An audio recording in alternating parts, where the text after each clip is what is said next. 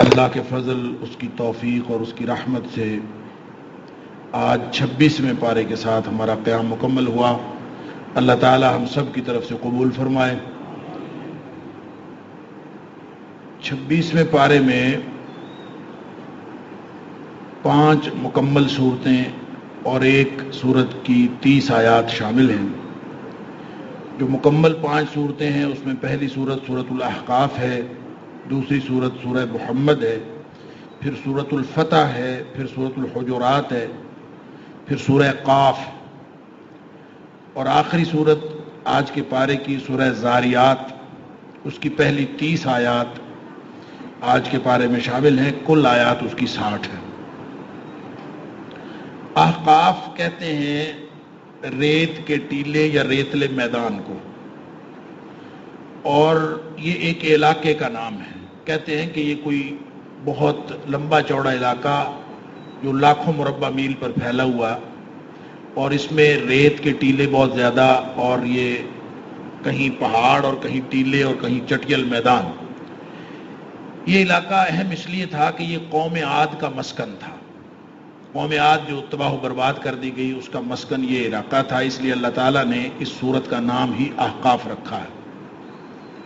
اس میں بنیادی طور پر اس کا موضوع تو توحید ہی ہے، اور بتایا گیا ہے کہ اس اللہ کے نازل کردہ قرآن پر ایمان لے آؤ جو بہت غالب اور حکمت والا ہے، اور بطور عبرت قوم عاد کی مثال دی ہے کہ قوم عاد کا جو انجام ہوا وہ تمہارے سامنے، اور ایک مثال دی ہے نیکی کی، اور نیکی کی مثال کے طور پر یہاں جنات کو اللہ تعالیٰ نے بیان فرمایا کہ جنات نے قرآن سنا تھا اور جنوں نے قرآن سن کر فوراً اس کے اوپر ایمان کا اظہار کیا۔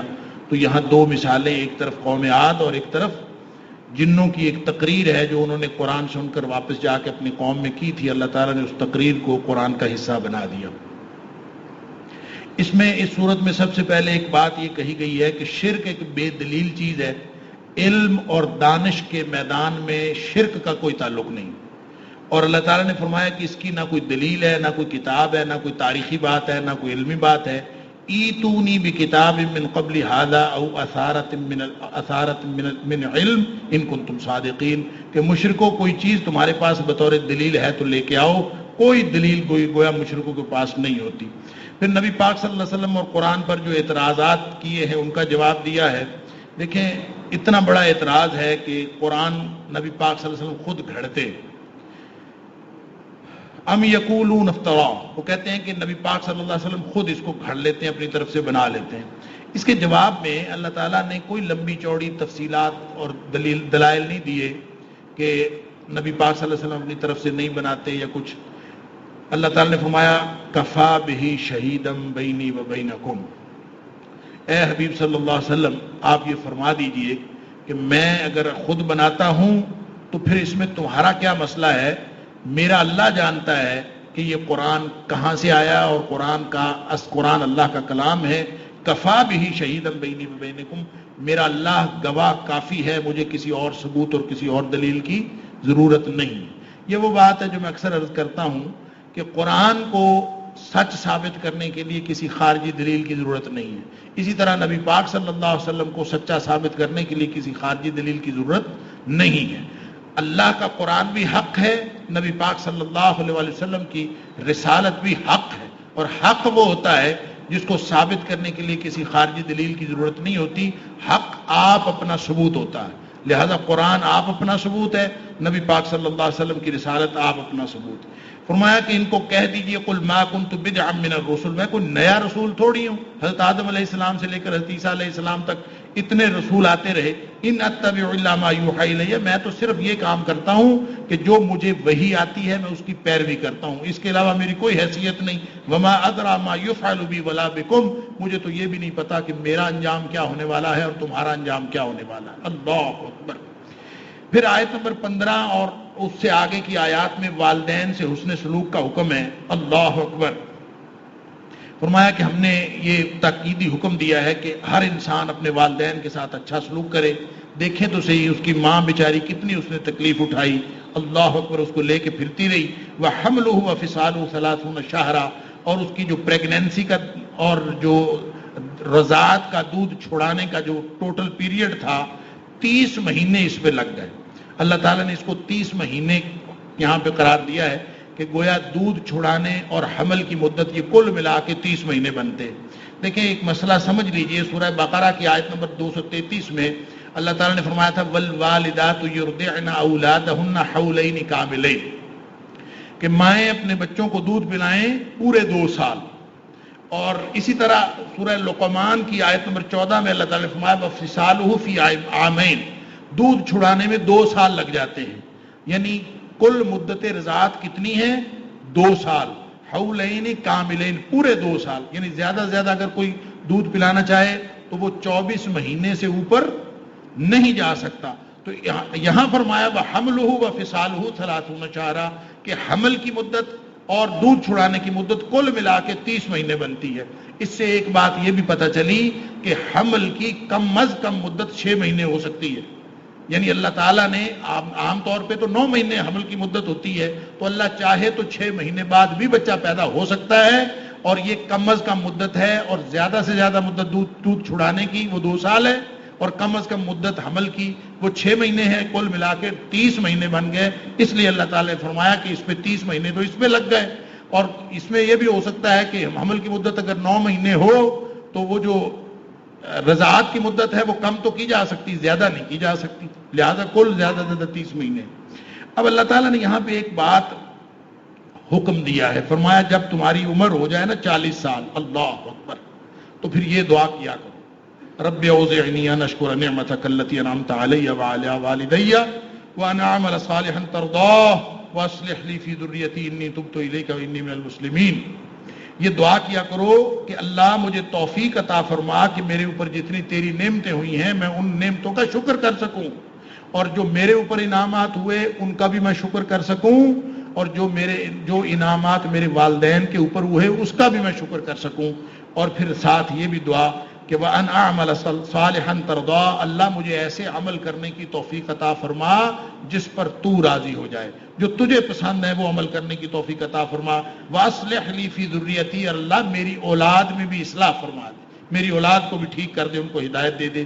انی تبت الیک، میں تیری طرف توبہ کرتا ہوں، ہر طرف سے منہ موڑ کر تیری طرف آتا ہوں. وانی من المسلمین، اور میں مسلمانوں میں سے ہوں. علامہ ابن کثیر علیہ الرحمہ نے لکھا ہے کہ یہ تجدید توبہ ہے اصل میں، اور ہر شخص کو 40 سال کی عمر میں تجدید توبہ کرنی چاہیے، اور یہ دعا سب کو یاد کرنی چاہیے، اور وہ دعا یہ کرتے رہیں. اللہ تعالیٰ نے اس کا فائدہ یہ بتایا ہے آیت نمبر 16 میں کہ جو لوگ یہ دعا کرتے ہیں ان کے اعمال بھی قبول ہو جاتے ہیں، اور ان کو اللہ تعالیٰ جنت کا وعدہ کرتا ہے. اولئک الذین نتقبل عنہم احسن ما عملوا، ان کے اچھے سارے اعمال ہم قبول فرما لیتے ہیں. ونتجاوز عن سیئاتہم، ان کے گناہ معاف کر دیتے ہیں. فی اصحاب الجنہ، اور ان کو ہم جنتیوں میں لکھ دیتے ہیں. وعد الصدق الذی کانوا یوعدون، اور یہ وہ سچا وعدہ ہے جو اللہ تعالیٰ ان کے ساتھ کر رہا ہے. اللہ اکبر. پھر آگے ان والدین کی بات بھی ہے ان والدین کی بات ہے جن کے بچے وہ ہدایت یافتہ نہیں ہوئے. والدین بیچارے کر کر دعائیں اور کر کر فریادیں بیچارے رہ جاتے ہیں، اور اس کو کہتے ہیں کہ تو وہما یستغیثان اللہ ویلک آمن، اور منتیں اپنے بچوں کی کرتے ہیں کہ تجھے اللہ تعالیٰ تیری خیر کرے، تو واپس آ جا اور ایمان قبول کر لے. ان وعد اللہ حق، اللہ کا وعدہ حق ہے. لیکن کیا ہے کہ ان پر اللہ کی طرف سے جو اولادیں بد کردار ہو جاتی ہیں اور بے ایمان ہو جاتی ہیں اور کفر کے راستے پر چل پڑتی ہیں، والدین بیچارے رہ جاتے ہیں فریادیں کر کر کے، وہ واپس نہیں آتے، اور ان نافرمان اولاد جو ہے وہ نافرمان والدین کی دعاؤں کے باوجود وہ اولاد جہنم میں چلی جاتی ہے. اللہ تعالیٰ معاف فرمائے. پھر اللہ تعالیٰ نے فرمایا کہ کفار سے قیامت کے دن خطاب کیا جائے گا اذهبتم طیباتکم فی حیاتکم الدنیا واستمتعتم، کہ تم نے اپنے حصے کے مزے دنیا میں کر لیے، اب یہاں چکھو عذاب. فالیوم تجزون عذاب الہون، آج جو ہے تمہیں رسوائی کا عذاب دیا جائے گا. بما کنتم تستکبرون، یہ اس وجہ سے کہ تم نے ہمیشہ حق کو ٹھکرایا اور دوسروں کو حقیر سمجھا. اس کے بعد قوم عاد کا ذکر ہے بطور عبرت بھی، اور نبی پاک صلی اللہ علیہ وسلم کو تسلی بھی کہ یہ جس طرح قوم عاد نے جھٹلایا تھا حضرت ہود علیہ السلام کو اور ان کے اوپر بالآخر تباہ و برباد ہو گئے، اسی طرح یہ لوگ اگر نہیں مانیں گے تو یہ بھی تباہ و برباد ہو جائیں گے. یہاں پہ ایک بات اللہ تعالیٰ نے فرمائی کہ دیکھیں وہ تھے نا ریت کے ٹیلے تھے اور ریتلے میدان تھے، تو جب ان کے اوپر عذاب آیا قوم عاد کے اوپر، فلما رأوہ عارضا مستقبل اودیتہم، تو وہ بادل کی شکل میں آیا تھا. تو بادل کی شکل میں جب آ رہا تھا تو وہ چونکہ صحرا کے رہنے والے بارشوں کا بڑا انتظار کرتے ہیں، تو جب بادل آ رہا تھا تو بڑے خوش ہوئے سارے کہ بادل آ رہا ہے تو بارش ہوگی. مستقبل اودیتہم قالوا ھذا عارض ممطرنا، یہ کہتے ہیں کہ یہ بادل آ رہا ہے، یہ ہمارے اوپر بارش برسائے گا. تو خوشی کے ساتھ وہ بادل کی طرف بھاگے. اللہ اکبر، بل ہوا مستعجلتم بھی، یہ تو وہ عذاب تھا جس کو تم مانگ رہے تھے. اللہ اکبر. ریح فیہا عذاب علیم، ایسی آندھی آئی جس کے اندر اللہ تعالیٰ نے دیگر مقامات پر فرمایا باد سرسر، اس آندھی کے اندر آگ تھی اور وہ یوں پٹک پٹک کے ان کو مارتی تھی کہ سب ملیا میٹ ہو گئے، ان میں سے کوئی نہیں بچا. تدمر کل شیء بامر ربھا، رب کے حکم سے وہ ساری تباہ و برباد ہو گئے. اللہ اکبر. اسی لیے نبی پاک صلی اللہ علیہ وسلم جب کبھی بادل چڑھتا تھا نا تو نبی کریم صلی اللہ علیہ وسلم کا چہرے کا رنگ متغیر ہو جاتا تھا. نبی پاک صلی اللہ علیہ وسلم ہمیشہ ڈرتے تھے، جو ہی کسی طرف سے بادل چڑھنا شروع ہوتا نبی کریم صلی اللہ علیہ وسلم دعائیں کرنا شروع کر دیتے اور آپ کے چہرے کا رنگ متغیر رہتا. اور صحابہ کہتے ہیں جب تک بارش ہو نہ جاتی اور جب تک وہ بادل تھم نہ جاتا اس وقت تک نبی پاک صلی اللہ علیہ وسلم کی پریشانی ختم نہیں ہوتی تھی. یعنی ہم کیسے امتی ہیں، ہمیں فرق ہی نہیں پڑتا، بادل آتا ہے جاتا ہے، آندھی آتی ہے جاتی ہے، ہمیں کوئی فرق نہیں پڑتا. نبی کریم صلی اللہ علیہ وسلم نے آندھی کے لیے ایک دعا بھی سکھائی جو شاید کسی مسلمان کو یاد ہوگی. اللہ اکبر. نبی پاک صلی اللہ علیہ وسلم فرمایا اللہم انی اسألک خیرہا و خیر ما فیہا و خیر ما ارسلت بہ واعوذ بک من شرہا و شر ما فیہا و شر ما ارسلت بہ. یہ دعا ہے جب بھی کوئی بادل کسی طرف سے آ رہا ہو یا ہوا چلنا شروع ہو تو اس کے لیے نبی پاک صلی اللہ علیہ وسلم پڑھتے تھے. معنی اس کا یہ ہے کہ اللہ میں اس کی خیر چاہتا ہوں، وخیر ما فیہا، اور اس میں جو کچھ ہے اس کی بھی خیر چاہتا ہوں، وخیر ما ارسلت بہ، جس مقصد کے لیے یہ ہوا یا یہ بادل بھیجا گیا ہے میں اس کے لیے بھی خیر چاہتا ہوں. واعوذ بک من شرھا وشر ما فیھا وشر ما ارسلت بہ، اور اللہ اس کی برائی سے میں پناہ مانگتا ہوں اور جو کچھ اس میں ہے اس کی برائی سے بھی پناہ مانگتا ہوں اور جس مقصد کے لیے یہ بھیجا گیا اس کی برائی سے بھی پناہ مانگتا ہوں. پھر جنوں کی سماعت قرآن کا ذکر ہے کہ انہوں نے قرآن سنا. وَإِذْ صَرَفْنَا إِلَيْكَ نَفَرًا مِنَ الْجِنِّ، نبی پاک صلی اللہ علیہ وسلم قرآن پڑھ رہے تھے، ادھر سے جنوں کی جماعت گزری. یہ اس کا ذکر سورہ جن میں بھی ہے. اور یہاں اللہ تعالیٰ نے فرمایا کہ یستمعون القرآن، اور کھڑے ہو کے قرآن سننا شروع ہو گئے، حیران ہو گئے. فلما حضروہ قالوا انصتوا، قرآن سنا اور کہا چپ کر کے سنو، خاموش ہو جاؤ. فلما قضی، جب قرآن پورا سن لیا، ولوا الی قومہم منذرین، بھاگے بھاگے گئے اپنی قوم کو جا کے ڈرانے لگے. قالوا یا قومنا انا سمعنا کتابا انزل من بعد موسیٰ، اے ہماری قوم، موسیٰ علیہ السلام کے بعد پہلی دفعہ ہم نے اللہ کا کلام سنا. اس سے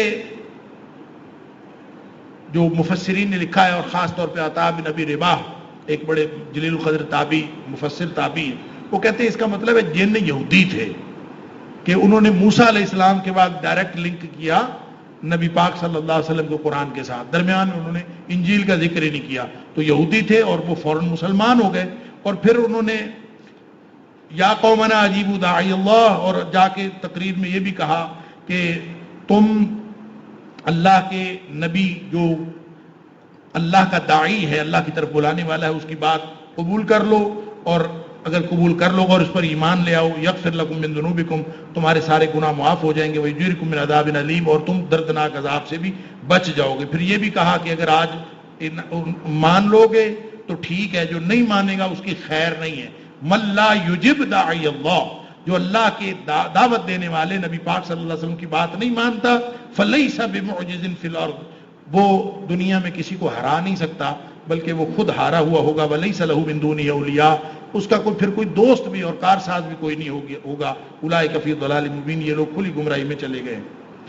اس کے بعد سورہ محمد ہے. سورہ محمد کا دوسرا نام سورہ قتال بھی ہے، مدنی سورت ہے، اور کہتے ہیں کہ غزوہ بدر سے پہلے نازل ہوئی، اور بالکل یعنی جہاد کے ابتدائی ایام تھے، اور نبی پاک صلی اللہ علیہ وسلم کو اور صحابہ کرام کو قتال کا حکم دے دیا گیا تھا. دیکھیں جب ہم جہاد کی بات کرتے ہیں، لفظ جہاد، تو جہاد میں ساری جد و جہد جو انسان کوشش کاوش دین کے لیے کرتا ہے وہ ساری جہاد ہے، لیکن اس جہاد کا جو سب سے اعلیٰ درجہ ہے وہ قتال ہے، یعنی جو اللہ کے راستے میں لڑنا ہے، جا کے محاذ جنگ پہ مقاتلہ کرنا، ایک کافروں کے سامنے ٹکرا جانا، یہ قتال ہے۔ تو اس صورت کا نام جہاد نہیں ہے، اس صورت کا نام قتال ہے، یعنی یہ لڑنے کے لیے۔ اور بڑے پرجلال انداز میں اس قرآن کا اس صورت کا آغاز ہوتا ہے، دونوں میں کفار اور مومنین کے عقیدے اور پوزیشن کی وضاحت کی گئی کہ اصل میں ٹکراؤ کن کا ہوتا ہے، مقاتلہ کن میں ہوتا ہے۔ فرمایا الذین کفروا وصدوا عن سبیل اللہ اضل اعمالهم، جو کافر ہیں اور اللہ کے راستے سے روکتے ہیں ان کے سارے اعمال برباد ہو گئے۔ دوسری طرف کون ہے؟ والذین آمنوا وعملوا الصالحات، وہ لوگ ہیں جو ایمان والے ہیں جن کا کردار بنا ہوا ہے، وآمنوا بما انزل علی محمد، اور وہ اس بات پر ایمان رکھتے ہیں جو نبی پاک صلی اللہ علیہ وسلم پر نازل ہوا۔ فرمایا وَهُوَ الْحَقُّ مِن رَبِّهِمْ، یہی تو حق ہے رب کی طرف سے۔ تو فرمایا یہ دو الگ الگ دو پوزیشنیں ہیں، مومنوں کے اللہ نے سارے گناہ معاف کر دیے ہیں، کفر عنہم سیئاتہم واصلح بالہم، اللہ نے ان کے گناہ معاف کر دیے، ان کے حالات بہتر کر دیے۔ پھر اللہ تعالیٰ نے فرمایا کہ آیت نمبر 4 سے لے کر 9 تک احکام جہاد بھی ہیں، جنگ کا فلسفہ بھی ہے۔ فرمایا کفار کو رگڑا دینے کے اور کفار کو مٹا دینے کے دو طریقے ہو سکتے۔ ایک طریقہ تو یہ ہے کہ اللہ تعالیٰ خود ان کے اوپر کوئی عذاب نازل کر دے اور کفار بلیا میٹ ہو جائے، اللہ چاہے تو یہ کر سکتا ہے، اللہ کے لیے کون سا مشکل۔ اور دوسرا یہ کہ اللہ تعالیٰ مسلمانوں کے ذریعے کفار کا استحصال کروائے، اور اللہ تعالیٰ فرماتا ہے کہ ہم اگر کرنا چاہیں وَلَوْ يَشَاءُ اللَّهُ لَانتَصَرَ مِنْهُمْ وَلَٰكِن لِيَبْلُوَ بَعْضَكُم بِبَعْضٍ، اللہ چاہے تو اللہ تعالیٰ خود ان کو مٹا سکتا ہے، ان سے بدلہ لے سکتا ہے، لیکن اللہ تعالیٰ نے آزمائش کرنی ہے۔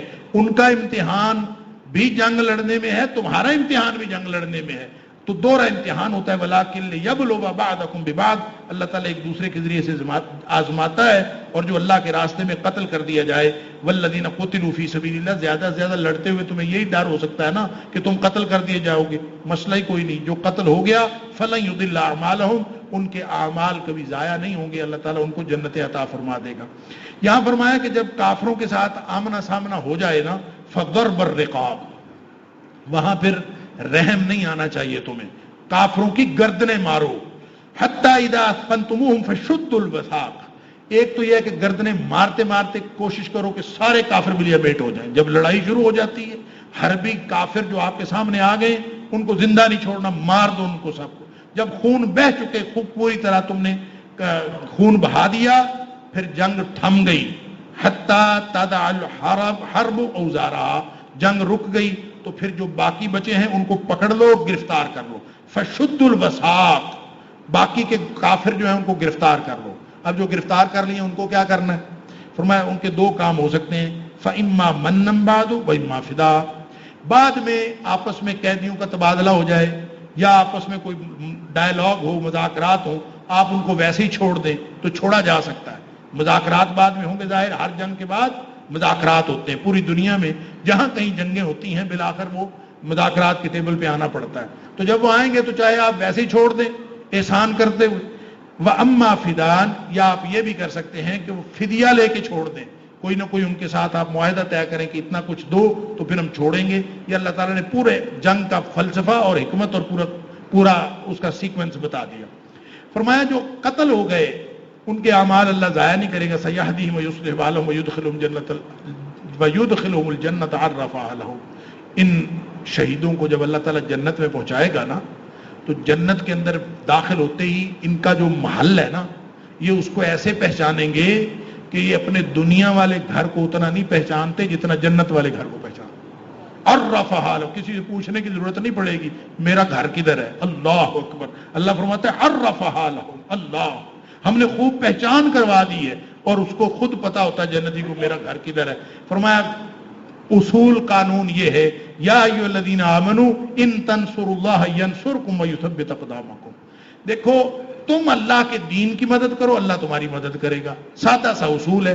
جو اللہ کے دین کی مدد نہیں کرتا اس کی اللہ مدد نہیں کرتا، تم اللہ کے دین کی مدد کرو، اس پہ ڈٹ جاؤ، ینصرکم، اللہ تمہاری مدد کرے گا، ویثبت اقدامکم، اللہ تعالیٰ تمہیں ثابت قدمی عطا فرمائے گا، اور تم ڈٹ جاؤ گے، اور ڈٹنے کی ہمت اور توفیق عطا فرمائے گا۔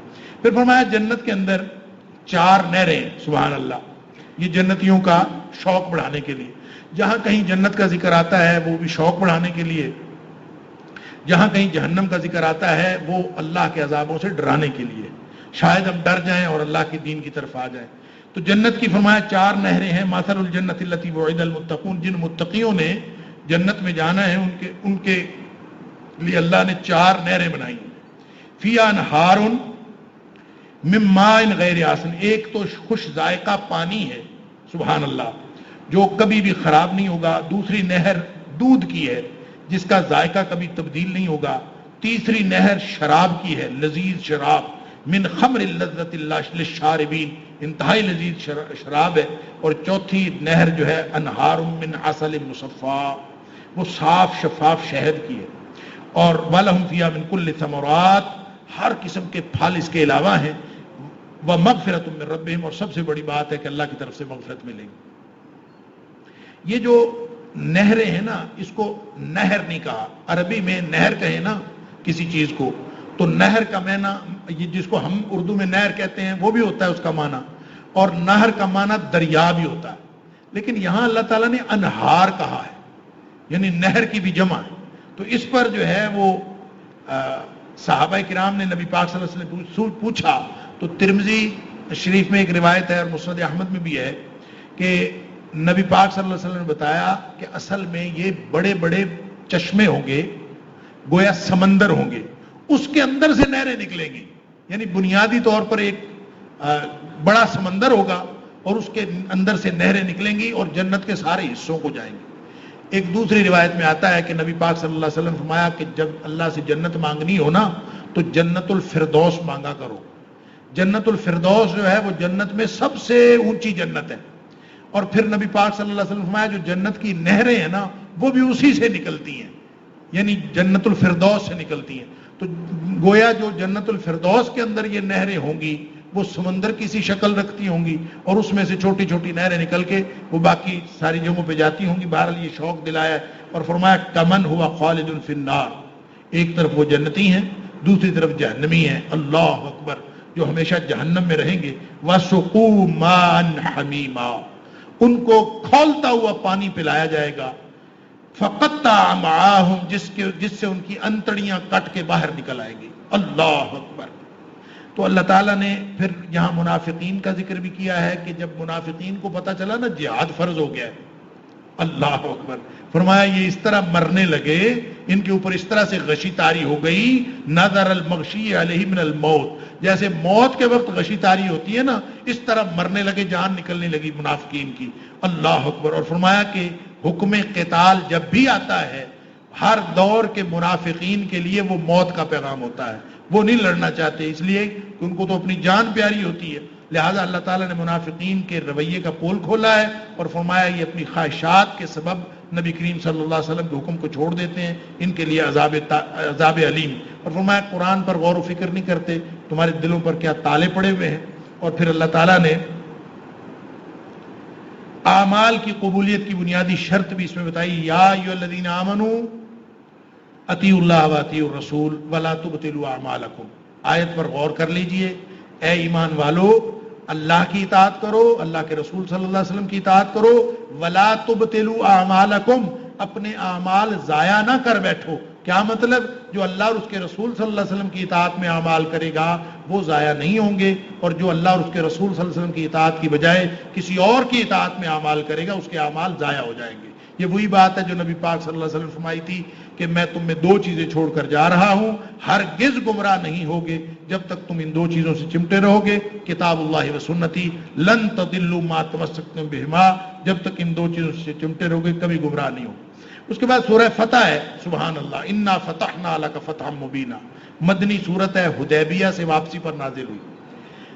حدیبیہ کا واقعہ آپ سب کو معلوم ہے، مختصراً عرض کر دیتا ہوں۔ نبی پاک صلی اللہ علیہ وسلم کو خواب میں اللہ نے دکھایا کہ آپ عمرہ کر رہے ہیں۔ نبی پاک صلی اللہ علیہ وسلم، کیونکہ نبی کا خواب وہی ہوتا ہے، نبی پاک صلی اللہ علیہ وسلم نے عمرہ کی تیاری کر لی۔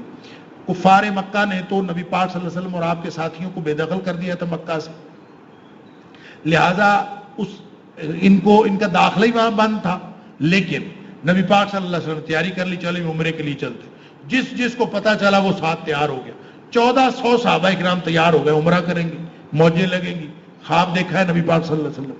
اور خواب میں یہ بھی تھا کہ ہم جو ہیں وہ حلق کروا رہے ہیں عمرہ کرنے کے بعد، اور کوئی مقصرین بال ترشوا رہے ہیں، کوئی بال منڈوا رہے ہیں. تو نبی پاک صلی اللہ علیہ وسلم نے خواب سنا ہے، سارے لوگ تیار ہو گئے، 1400 لوگ گئے. آگے سے کفار نے حدود حرم سے باہر ہی روک لیا، حدیبیہ کے مقام پر. اللہ اکبر. وہاں پہ روک لیا، کئی دن بیٹھے رہے اور وہاں مذاکرات ہوئے. بالآخر ایک معاہدہ طے پا گیا جو معاہدہ حدیبیہ کے نام سے ہوا. اس معاہدے میں یہ تھا کہ مسلمان اس سال واپس چلے جائیں، اگلے سال آ جائیں، عمرہ کروا دیں گے، اگلے سال ان کو داخلے کی اجازت ہوگی، اس سال داخلے کی اجازت نہیں، واپس چلے جائیں. اور دوسرا ساتھ یہ بھی کہا کہ آئندہ 10 سال کے لیے جنگ بندی کا معاہدہ ہو گیا. اور پھر کچھ شرائط ایسی طے ہوئی کہ اگر کوئی بندہ مکہ سے مسلمان ہو کر مدینہ جائے گا اس کو واپس کر دیا جائے، اور اگر کوئی شخص مدینہ سے واپس آتا ہے مکہ اس کو واپس نہیں کیا جائے گا. اچھا، یہ چند شرائط سنی، معاہدہ ہو گیا. اللہ اکبر.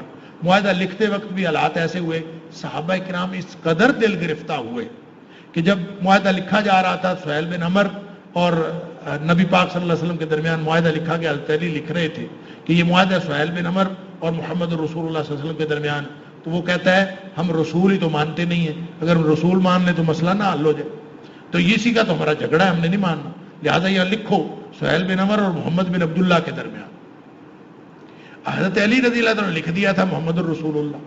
نبی پاک صلی اللہ علیہ وسلم نے حضرت علی رضی اللہ عنہ سے کہا مٹا دو، اس کی جگہ محمد بن عبداللہ لکھو.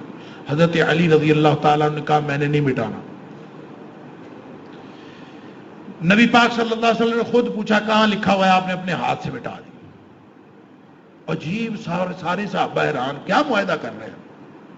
پھر معاہدہ ہو گیا. معاہدہ ہونے کے بعد نبی پاک صلی اللہ علیہ وسلم سارے اتنے شوق سے آئے تھے، عمرہ کریں گے، وہاں پہ ٹنڈے کروائیں گے، وہاں پہ بال ترجوائیں گے، یہ یعنی اتنا ایک شوق کے ساتھ. اور وہاں سے ایک تو واپس جانا ہے، عمرہ نہیں کرنا، اور ساتھ معاہدہ ایسا عجیب و غریب. اللہ نبی پاک صلی اللہ علیہ وسلم نے فرمایا جو قربانی کے جانور ساتھ لے کے آؤ نا، ساری ادھر ہی قربان کرو، واپس چلے. اب جب کہا گیا کہ قربانی کرو تو ایک بھی صحابی نہیں اٹھا قربانی کرنے کے. نبی پاک صلی اللہ علیہ وسلم نے اتنے پریشان ہوئے. آپ نے جا کے حضرت ام سلمہ رضی اللہ تعالیٰ عنہ ام المومنین آپ کے ساتھ تھی، آپ نے ان سے کہا کہ یہ میرے وضو کا پانی نیچے نہ گرنے دینے والے، یہ میری ہر بات پر جانیں نچھاور کر دینے والے، میں ان کو کہہ رہا ہوں کہ اٹھ کے قربانیاں کرو، کوئی ایک بھی نہیں اٹھا. حضرت ام سلمہ رضی اللہ تعالیٰ نے فرمایا دل گرفتہ ہے بیچارے، پریشان، یعنی پریشانی اتنی تھی. اس میں ابو بکر صدیق رضی اللہ تعالیٰ عنہ بھی تھے اور اس میں عمر فاروق رضی اللہ تعالیٰ عنہ، کوئی بھی نہیں اٹھا. پھر حضرت ام سلمہ نے مشورہ دیا کہ آپ یہ کریں کہ یہ بیچارے دل گرفتہ ہیں، آپ اٹھ کے خود قربانی کرنا شروع کر دیں اپنے ہاتھ، آپ کو دیکھیں گے تو یہ اٹھ کھڑے ہوں گے. ایسا ہی ہوا. نبی پاک صلی اللہ علیہ وسلم نے اٹھ کے قربانی کرنا شروع کی، سارے اٹھ کھڑے ہوئے اور سب نے قربانیاں کر لی. اس موقع پر اللہ نے یہ سورہ فتح نازل کی ہے، انا فتحنا لک فتحا مبینا. صحابہ دل گرفتہ تھے، بتایا اے حبیب صلی اللہ علیہ وسلم ہم نے آپ کو واضح فتح عطا فرما دی. گویا وہ جو معاہدہ مسلمان سمجھ رہے تھے کہ یہ ہم نے ایسی پوزیشن میں کیا ہے کہ جس میں ہم ان کا اپر ہینڈ ہے، لیکن اللہ تعالیٰ فرماتا ہے تمہیں فتح ہو گئی. اور فتح کئی اعتبار سے تھی، اس کی بڑی تفصیلات مفسرین نے لکھی ہیں کہ ایک تو فتح اس اعتبار سے تھی کہ پہلی دفعہ کفار نے مدینہ کی ریاست کو بطور ریاست کے تسلیم کر لیا. جن کے ساتھ معاہدہ ہوا اس کے بعد گویا وہ ریاست تسلیم ہوگی. پھر اگلے سال عمرہ کرنے کے لیے اجازت بھی دے دی، اگلے سال آئیں گے اور یہ روک نہیں سکیں گے. اور پھر اس کے ساتھ یہ ہوا کہ اصل بات یہ ہے کہ یہ لوگ اس کو کہتے ہیں معاہدہ امن. معاہدہ امن ہی نا، 10 سال جنگ نہیں ہوگی. اصل میں یہ معاہدہ امن نہیں تھا، یہ جنگی معاہدہ تھا. فتح امن میں نہیں ہوتی، فتح جنگ میں ہوتی ہے. بات سمجھے؟ اللہ نے خبر کیا سنائی؟ انا فتحنا لک فتحا مبینا. اے حبیب صلی اللہ علیہ وسلم ہم نے آپ کو واضح فتح عطا فرما دی. اور فتح ہوتی ہے جنگ میں. معاہدہ جنگ کا کیسے تھا کہ اصل بات یہ تھی کہ اس وقت 6 ہجری میں نبی پاک صلی اللہ علیہ وسلم نے یہودیوں کو تو سب کو نکال دیا تھا مدینے سے، یہ جا کے آباد ہو گئے تھے خیبر میں. سارے پلان بناتے تھے روز کہ ہم مدینہ پر حملہ کریں گے. ادھر کفار مکہ تھے، مدینہ بالکل درمیان میں ہے اور اس کے عین شمال میں خیبر ہے جہاں یہودی تھے اور وہ بھی ایک بڑی طاقت بن گئے تھے سارے مل کے. اور مدینہ سے عین جنوب میں مکہ مکرمہ ہے. گویا ایک دشمن جنوب میں بیٹھا تھا، ایک دشمن شمال میں بیٹھا تھا. اور نبی پاک صلی اللہ علیہ وسلم نے اعلان کر دیا تھا 5 ہجری میں جب غزوہ احزاب ہوا ہے نا، اس دن نبی پاک صلی اللہ علیہ وسلم نے اعلان کر دیا تھا کہ آئندہ ہماری جنگی حکمت عملی وہ نہیں ہوگی جو پہلے تھی، آئندہ ہماری جنگی حکمت عملی نہیں ہوگی۔ وہ نئی جنگی حکمت عملی آپ نے اعلان کیا، بخاری شریف میں وہ موجود ہے۔ آپ نے فرمایا الآن نغزوہم ولا یغزونا، اب ہم ان کے ساتھ جا کے لڑیں گے، وہ ہمارے ساتھ نہیں لڑیں گے، اب ہم لڑیں۔ وَنَحْنُ نُسِيرُ إِلَيْهِ، ہم چل کے جائیں گے ان کی طرف، ہم پیش قدمی کریں گے۔ اب اندازہ کریں کہ اب نبی پاک صلی اللہ علیہ وسلم نے 5 ہجری میں اعلان کر دیا پیش قدمی کریں گے۔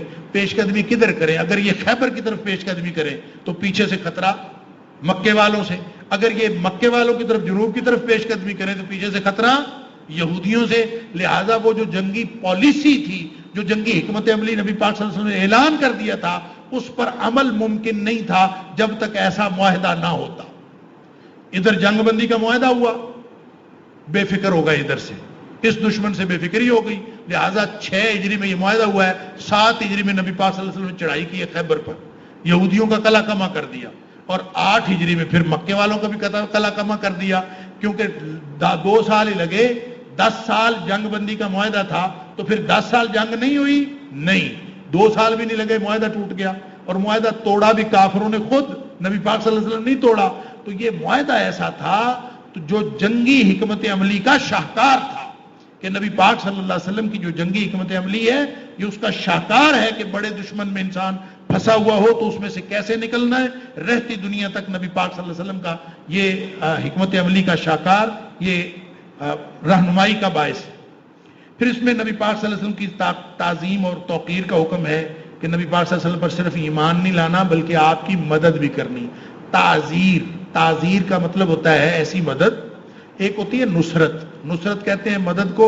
نبی پاک صلی اللہ علیہ وسلم کی مدد نصرت کے حوالے سے بھی سورہ اعراف میں کہا ہے کہ نبی پاک صلی اللہ علیہ وسلم کی نصرت بھی کرو اور تعزیر بھی کرو، وَتُعَزِّرُوا، نبی پاک صلی اللہ علیہ وسلم کی تعزیر کرو۔ تعزیر کیا ہوتی ہے؟ تعزیر ایسی مدد کو کہتے ہیں جس کے اندر عزت اور احترام شامل ہوتا ہے، یعنی ایک تو وہ مدد ہے جو ہم فقیروں کی کرتے ہیں، یا کسی کو کوئی مدد چاہیے ہوتی ہے اس کی مدد کرتے ہیں، یوں یہ لو ہم مدد کر رہے ہیں، نہیں، تعزیر ایسی مدد جس کی مدد کی جا رہی ہے اس کا پورا احترام اور عاجزی شامل ہو۔ تو نبی پاک صلی اللہ علیہ وسلم کی مدد کی جو ہمیں حکم دیا گیا ہے وہ یہ کہ انتہائی احترام کے ساتھ نبی پاک صلی اللہ علیہ وسلم کی مدد کرنی ہے۔ مدد کیا کرنی ہے؟ نبی پاک صلی اللہ علیہ وسلم کو مالی مدد کی ضرورت ہے یا نبی پاک صلی اللہ علیہ وسلم کو جسمانی مدد کی ضرورت ہے؟ نہیں، اللہ نے نبی پاک صلی اللہ علیہ وسلم کو جسمانی طور پر بھی محفوظ بنایا۔ واللہ یعصمک من الناس، اللہ خود حفاظت کرتا ہے نبی پاک صلی اللہ علیہ وسلم کی۔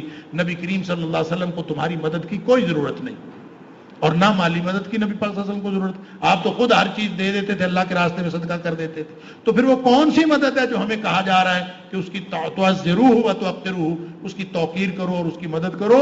تو اصل میں اللہ کے رسول صلی اللہ علیہ وسلم کی دین کی مدد ہے۔ جو اللہ کے رسول صلی اللہ علیہ وسلم کے دین کو اٹھاتا ہے وہ اصل میں نبی کریم صلی اللہ علیہ وسلم کی مدد کرتا ہے۔ اللہ تعالی ہم سب کو اس بات کی توفیق عطا فرمائے۔ آگے منافقین کو تنبیہ کی گئی، جو کچھ منافق تھے جو حدیبیہ کے موقع پر بھی انہوں نے منافقت کی، ان قبائل کے نام بھی سیرت کے اندر آتے ہیں۔ تو نبی پاک صلی اللہ علیہ وسلم کو حکم دے دیا کہ آئندہ ان کو کبھی ساتھ نہیں لے کے جانا منافقین کو، کیونکہ جہاں کہیں مال غنیمت کا امکان ہوگا نا، یہ بھاگ کے آپ کے ساتھ آ جائیں گے۔ تو حکم دے دیا کہ آئندہ خیبر جب جانا ہے تو ان کو ساتھ نہیں لے کے جانا۔ آیت نمبر 18 سے 26 تک اللہ تعالیٰ نے ان صحابہ کی مدح کی ہے جو بیعت رضوان میں شامل تھے۔ بیعت رضوان معاہدہ حدیبیہ کے موقع پر ایک بیعت کی تھی نبی پاک صلی اللہ علیہ وسلم نے 14 صحابہ کرام سے۔ اصل میں حضرت عثمان رضی اللہ تعالیٰ عنہ کو بھیجا تھا ایک وفد بنا کے، آپ نے نمائندہ بنا کے بھیجا مکے والوں نے ان کو روک لیا، 2-3 دن 4 دن گزر گئے، افواہ پھیل گئی کہ لوگوں نے، مکے والوں نے حضرت عثمان غنی رضی اللہ عنہ کو شہید کر دیا۔ نبی پاک صلی اللہ علیہ وسلم نے فرمایا کہ سارے میرے ہاتھ پر بیعت کرو کہ جب تک عثمان کے خون کا بدلہ نہیں لے لیں گے ہم واپس نہیں جائیں گے، نہیں تو خود کٹ مریں گے، نہیں تو بدلہ لے کے جائیں گے۔ سارے صحابہ کرام نے آ کے بیعت کیا، ایک درخت کے نیچے نبی پاک صلی اللہ علیہ وسلم بیعت لیتے جاتے تھے، سب نے آ کے بیعت۔ اب باقی سب نے کر لی، حضرت عثمان غنی رضی اللہ تعالیٰ عنہ تھے نہیں، کیونکہ اللہ کے رسول صلی اللہ علیہ وسلم جانتے تھے کہ یہ جو بیعت ہے یہ بڑی ہی عظیم بیعت ہے، عظمت والی ہے، اور اللہ کے ہاں اس کی بڑی عظمت ہے۔ لہٰذا نبی پاک صلی اللہ علیہ وسلم نے اس خیال سے کہ عثمان رہ نہ جائے، اس ثواب سے محروم نہ رہ جائے، حالانکہ عثمان کے لیے بیعت ہو رہی، اندازہ کیجئے ایک تو نبی پاک صلی اللہ علیہ وسلم کو عثمان غنی رضی اللہ عنہ سے کتنی محبت ہے کہ اپنی 2 بیٹیاں یک کے بعد دیگرے ان کو دے دیں، اور پھر ایک روایت میں آتا ہے کہ جب دوسری بیٹی بھی فوت ہو گئی تو نبی کریم صلی اللہ علیہ وسلم نے فرمایا کہ اگر میری کوئی اور بیٹی بھی ہوتی تو میں وہ عثمان کو بیاہ دیتا، اور بلکہ ایک روایت میں آتا ہے کہ آپ نے فرمایا میری اگر 40 بیٹیاں بھی ہوتی اور وہ فوت ہوتی جاتی تو میں یک بعد دیگرے عثمان سے بیاہتا جاتا۔ یعنی نبی پاک صلی اللہ علیہ وسلم کو اس قدر محبت تھی عثمان سے۔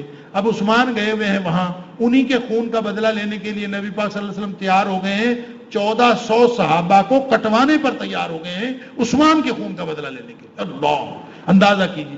پھر خیال دل میں یہ ہے کہ عثمان اس ثواب سے معروم نہ رہ جائے جو ثواب ان بیعت کرنے والوں کو مل رہا ہے۔ اللہ، اندازہ تو کیجیے۔ تو پھر اپنے ہی ایک ہاتھ کو نبی پاک صلی اللہ علیہ وسلم نے عثمان کا ہاتھ قرار دیا اور اپنے ہی ہاتھ پر ہاتھ رکھ کے وہی بیعت کے الفاظ دہرائے اور فرمایا ہذہ لعثمان، یہ میں نے بیعت عثمان کی طرف سے کی ہے۔ سبحان اللہ۔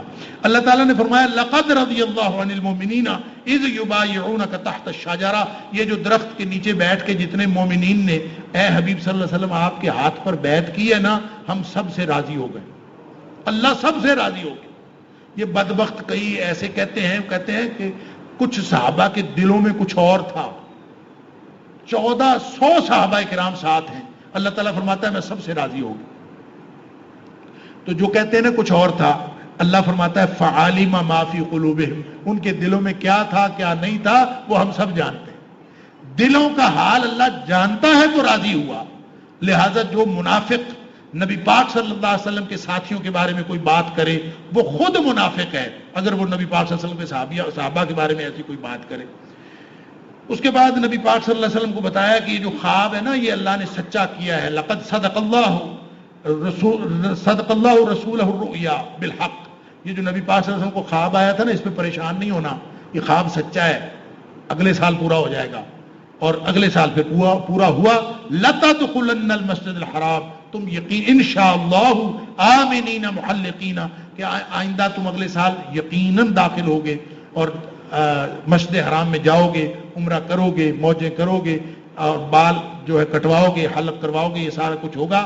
لا تخافون، تمہارے اوپر خوف بھی کوئی نہیں ہوگا، پورے امن کی حالت میں تم جاؤ گے۔ اللہ تعالیٰ نے یہ بھی خوشخبری سنا دی اور ساتھ غلبہ اسلام کی خوشخبری بھی سنا دی۔ هو الذی ارسل رسولہ بالہدی ودین الحق، اللہ نے اپنے رسول کو دین حق دے کر بھیجا ہے، لیظہرہ علی الدین کلہ، تاکہ تمام ادیان پر غلبہ کر دے، گویا دین کا غلبہ ہونے والا ہے۔ آخر پہ اس سورت کے آخر پہ اللہ تعالیٰ نے صحابہ کرام کی مدح اور توصیف اور ان کے اوصاف بیان کیے، یعنی گویا صحابہ کرام خوش ہو گئے کہ ہماری بھی تعریف اللہ تعالیٰ نے کی ہے۔ فرمایا محمد رسول اللہ، اللہ کے رسول محمد کریم صلی اللہ علیہ وسلم، والذین معہ، اور جو ان کے ساتھی ہیں، سبحان اللہ، اتنے اچھے ساتھی ہیں کہ کفار کے لیے سخت ہیں، آپس میں بڑے نرم ہیں، عبادت گزار ہیں، اللہ کے فضل اور اس کی خوشنودی کے طلبگار ہیں، سجدوں کی وجہ سے ان کے چہرے روشن ہیں، لہلہاتی کھیتی کی طرح ہیں۔ نبی پاک صلی اللہ علیہ وسلم جیسے کسان جو ہے اپنی کھیتی دیکھ کر خوش ہوتا ہے، اسی طرح نبی کریم صلی اللہ علیہ وسلم کو دیکھ کر خوش ہوتے ہیں، اور کفار ان کو دیکھ کر جلتے ہیں۔ ان سارے صحابہ کے لیے اللہ تعالیٰ نے مغفرت کا اور اجر کا وعدہ کیا ہے۔ وعد اللہ الذین آمنوا وعملوا الصالحات منہم مغفرۃ واجرا عظیما۔ اس کے بعد سورہ حجرات ہے، سورہ حجرات میں مدنی سورت ہے، اس میں ایک تو نبی کریم صلی اللہ علیہ وسلم کے حقوق اور آداب رسالت بتائے گئے، اور دوسرا اس میں کچھ معاشرتی احکام دیے گئے۔ یہ دو نمایاں موضوعات ہیں اس کے، اور اس کا جو سب سے پہلی آیت ہے نا، یہ ایک آئینی اور دستوری شک ہے کہ یا ایھا الذین آمنوا لا تقدموا بین یدی اللہ ورسولہ۔ دیکھو کسی بھی معاملے میں اللہ اور اس کے رسول صلی اللہ علیہ وسلم کی بات سے آگے نہیں بڑھنا، یہ قانون بن گیا کہ پوری زندگی اب کوئی بات بھی اللہ اور اس کے رسول صلی اللہ علیہ وسلم کی بات سے آگے نہیں جائے گی۔ لہٰذا دنیا کائنات کی سیانف دانش اکٹھی ہو جائے، دنیا کائنات کا علم اور نظریات اکٹھے ہو جائیں، جہاں اللہ اور اس کے رسول صلی اللہ علیہ وسلم کی بات آ جائے گی ساری باتیں پیچھے ہو جائیں گی، اللہ اور اس کے رسول صلی اللہ علیہ وسلم کی بات بالا ہو جائے گی۔ اگر یہ طرز عمل مومن نہیں رکھتے تو وہ قانون اور آئین اور دستور کی خلاف ورزی کرتے۔ دوسری بات یہ فرمائی کہ نبی پاک صلی اللہ علیہ وسلم کی محفل کا ادب یہ ہے کہ آپ کی آواز سے اپنی آوازوں کو بلند نہ کرو، کسی شخص کی آواز نبی کریم صلی اللہ علیہ وسلم کی آواز سے بلند نہیں ہونی چاہیے، نہیں تو سارے اعمال ضائع ہو جائیں گے۔ اب اس کا مطلب یہ بھی ہے، اب نبی پاک صلی اللہ علیہ وسلم کے فرامین تو موجود ہیں نا، نبی کریم صلی اللہ علیہ وسلم کا فرمان سنایا جاتا ہے کہ یہ نبی پاک صلی اللہ علیہ وسلم نے فرمایا، اور کوئی آدمی اس سے بڑھ چڑھ کر 3-4 اقوال سنا دیتا ہے، فلاں نے یہ کہا ہے، فلاں بابے نے یہ کہا ہے، فلاں بابی نے یہ کہا ہے، فلاں امام نے یہ کہا ہے۔ بھئی اللہ کے رسول صلی اللہ علیہ وسلم کی بات آ گئی ہے، ہر ایک کی بات ختم۔ جب نبی پاک صلی اللہ علیہ وسلم کی بات آ جائے اس کے سامنے کسی کی بات نہ کرو۔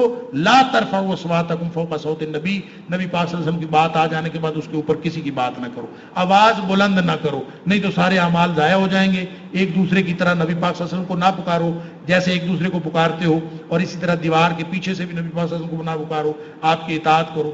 ثابت بن قیس رضی اللہ تعالیٰ ایک صحابی تھے، ان کی آواز قدرتی طور پر بلند تھی، بڑے ڈرے اس حدیث اس حکم کے بعد کہ میری آواز تو ویسے نبی پاک صلی اللہ علیہ وسلم اونچی ہو جاتی ہے، تو میرے تو سارے اعمال ضائع ہو گئے۔ گھر بیٹھ گئے، رونا شروع کر دیا، مسجد آنا چھوڑ گئے، اور انتہائی غم میں مبتلا نبی پاک صلی اللہ علیہ وسلم کو بتایا گیا۔ آپ نے فرمایا اس ثابت کو جا کے بتاؤ کہ وہ اہل جنت میں سے ہے، وہ جنتی ہیں، یہ انہوں نے کوئی ایسی بات نہیں کی۔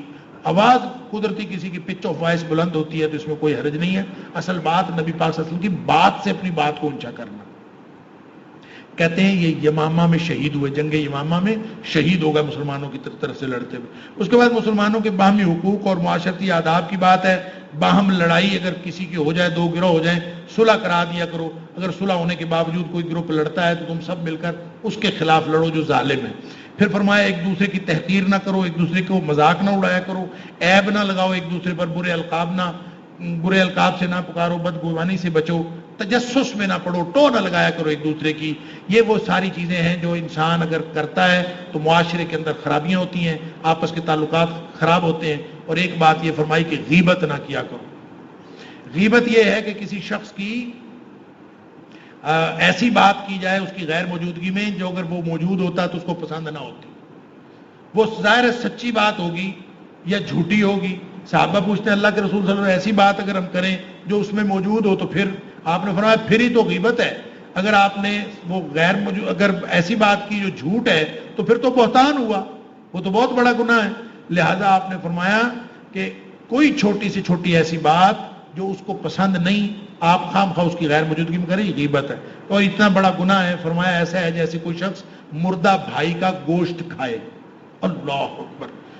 مردار کا گوشت ویسے ہی آپ اندازہ کیے کتنا کریہ بات ہے اور قابل کراہت چیز ہے، اور پھر بھائی اور اس کا مردار اور پھر اس کا کھانا۔ غیبت کیا چیز ہے اس کے بارے میں صرف ایک مثال جو اکثر میں عرض کرتا ہوں، یہ ذہن میں رہنی چاہیے۔ ہم سچی بات کہہ کے شروع کرتے ہیں اور ساری دنیا کی غیبتیں کر دیتے ہیں۔ حضرت عائشہ صدیقہ رضی اللہ تعالیٰ عنہا نے ایک صحابیہ کے بارے میں جن کا قد چھوٹا تھا، وہ آئیں اور آ کے چلی گئیں۔ انہوں نے نبی کریم صلی اللہ علیہ وسلم کی طرف دیکھ کے اشارہ کیا، منہ سے کچھ نہیں کہا، زبان سے کچھ نہیں، ہاتھ سے اشارہ کیا، جیسے بندہ اشارے سے کہتا ہے ٹہنی جی آئی سی، تو ایسے ہی بس اشارہ کیا۔ اللہ اکبر!